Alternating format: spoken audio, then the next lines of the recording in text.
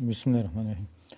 अच्छा जी, हम question number 5 कर रहे थे। 5 में हमने ये कहा कि हमारे पास दो प्रोजेक्ट्स हैं, एक प्रोजेक्ट ए है, एक प्रोजेक्ट बी है। प्रोजेक्ट ए के कैश फ्लोज थे, प्रोजेक्ट बी के भी कैश फ्लोज थे। हमने दोनों प्रोजेक्ट के लिए क्या क्या निकालना था? पे back period, NPV, profitability index and IRR निकालना था। अच्छा, जहाँ तक तो बात है प्रोजेक्ट ए की, तो हमने ये कहा, और इसमें हमने ये कहा था कि ये जो अमेरिकन डेप्रिसिएशन सिस्टम है हम इसको फॉलो नहीं करेंगे, हम स्ट्रेट लाइन मेथड फॉलो करेंगे, जिसमें हम क्या करते हैं, टोटल जो कॉस्ट होती है उसको हम नंबर ऑफ़ जो पीरियड होते हैं उस पर हम क्या करते हैं, डिवाइड कर लेते हैं, और जो जवाब आता है उसे हम डेप्रिसिएशन कहते हैं। और ये जो आपके पास अमाउंट्स नज़र आ रही हैं ये कैश फ्लोज की नहीं हैं, बल्कि ये किसकी हैं, ये आपके पास हैं सेविंग्स की। सेविंग्स और कैश फ्लो में फ़र्क होता है। अब सेविंग्स तो हैं, सेविंग्स में से हम डेप्रिसिएशन को पहले माइनस किया, जो जवाब आया उसे हमने कहा savings after tax, sorry after depreciation.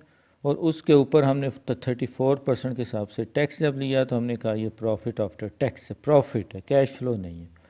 फिर हमने प्रॉफिट आफ्टर टैक्स में हमने क्या ऐड किया, हमने डेप्रिसिएशन को ऐड बैक किया, तो जो आंसर आया उससे हमने कहा ये कैश फ्लो है। ये हमने कैलकुलेशन जो की थी, ये हमें प्रोजेक्ट, ये देखें, ये हमारे पास ये है प्रोजेक्ट ए चैप्टर 13 का प्रॉब्लम नंबर 5। इसमें हमने क्या निकाला था, हमने ये कैश फ्लोज डिफरेंट निकाले थे, और ये डेप्रिसिएशन का मैंने मेथड बताया था। और प्रोजेक्ट ए का मैंने क्या निकाला था, ये यहाँ पे 4.337 मैंने निकाला था पे बैक पीरियड। अब ये जो कैश फ्लोज हमें हासिल हो रहे हैं, ये आप देखें ये कांस्टेंट हैं, ये नहीं 7 ईयर्स तक। ये से हम एनविटी का फार्मूला भी लगा सकते हैं कि हम अगर इसको ऐसे लिखें, एक तरफ हम लिखें ईयर है, कैश फ्लोज है, डिस्काउंट फैक्टर है,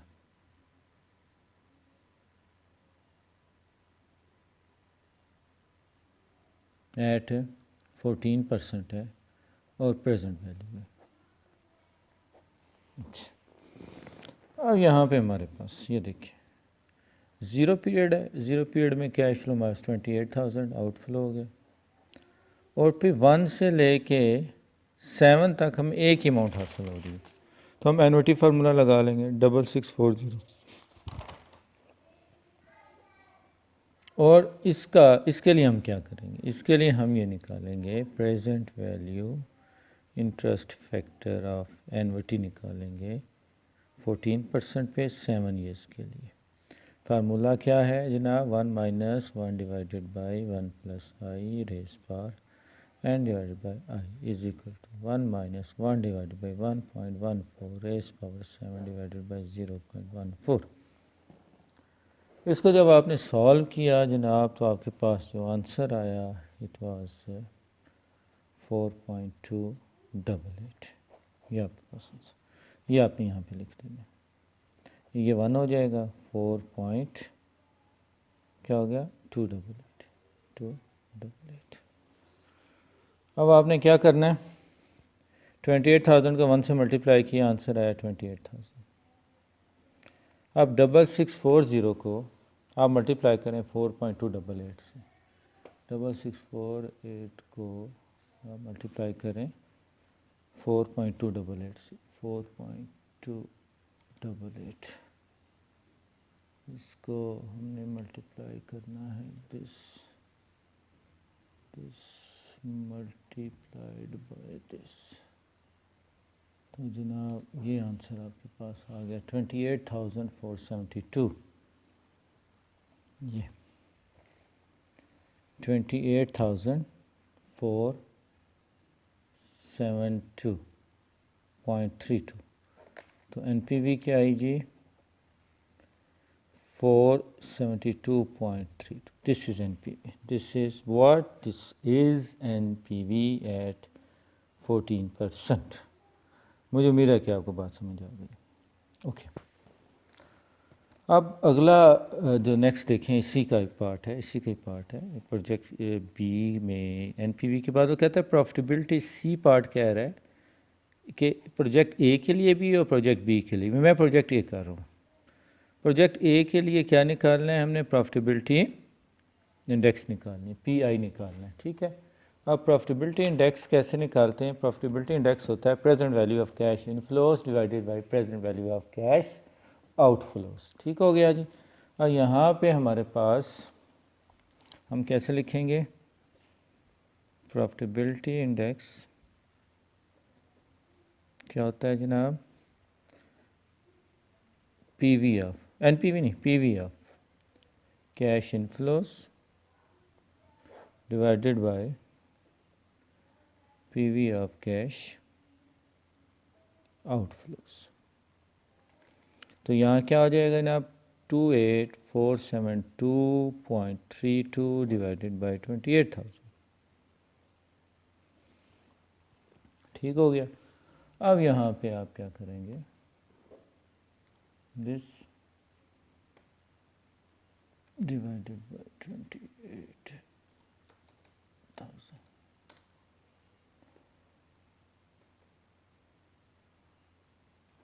ये दिस इज 1.02,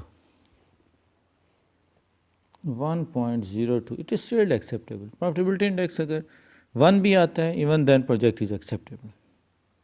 ये आपके 1.02 आपका प्रॉफिटेबिलिटी इंडेक्स आ गया। लास्ट जो पार्ट है, व्हाट इट सेज, IRR निकालें।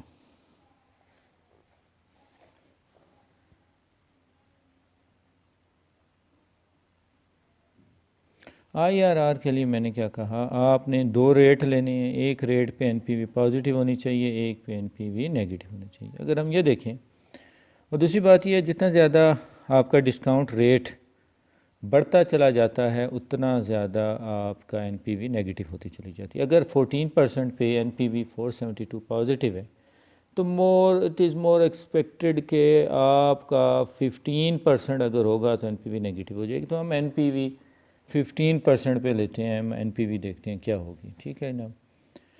तो उसी तरीके से IRR के लिए हम क्या करते हैं, यहाँ पे लिखते हैं year cash flows discount factor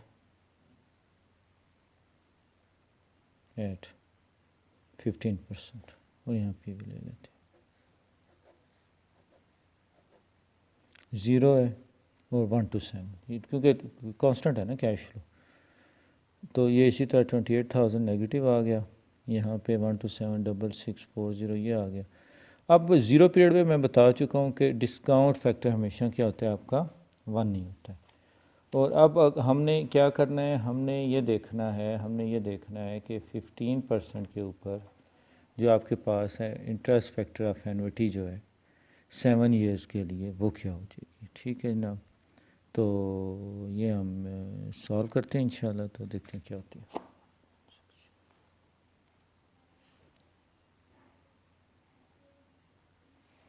उसी तरह फार्मूला लगाते हैं, क्या फार्मूला है जी, present value interest factor of annuity is equal to 1 minus 1 divided by 1 plus I raise power n divided by I is equal to 1 minus 1 divided by 1.15 raise power 7 divided by 0.15।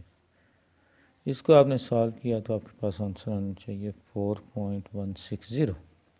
अब यहाँ 4.160 लिख दें, यहाँ 28,000 आ गया negative में, ठीक है जी, 28,000 ये नेगेटिव में, और 66640 को 4.160 से मल्टीप्लाई करें, 4.160 से मल्टीप्लाई करें,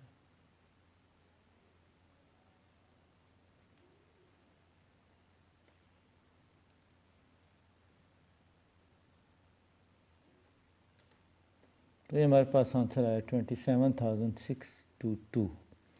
अब ये इनफ्लो है, ये मैं लिखता हूँ यहाँ पे 27,622 सॉरी 622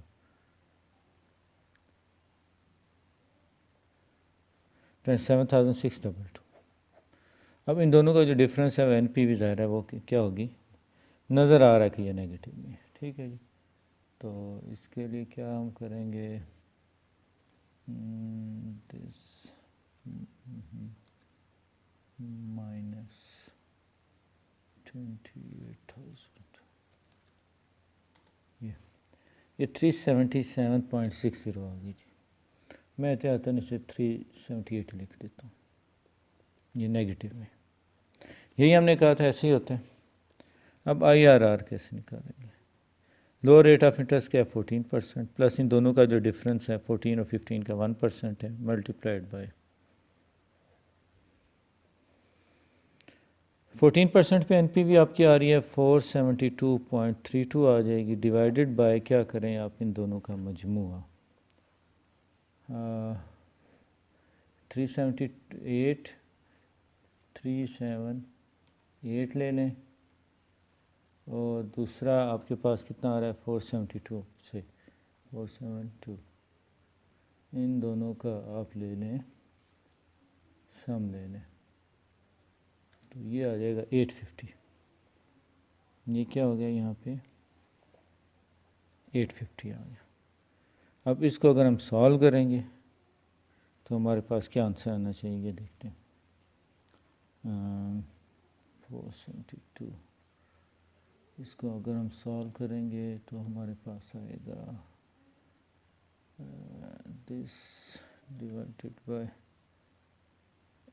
दिस, ये आ गया, ये 0.555 आया है, इसको आप मल्टीप्लाई करेंगे 1% के साथ, ठीक है जी, equal to this multiply this, ये आ गया, इसमें आप 0.14 ऐड कर दें तो आपके पास आंसर आ जाएगा दिस प्लस दिस, ये 14.55% आ गया जी, 14.55%, दिस इज आंसर। इस पे आप NPV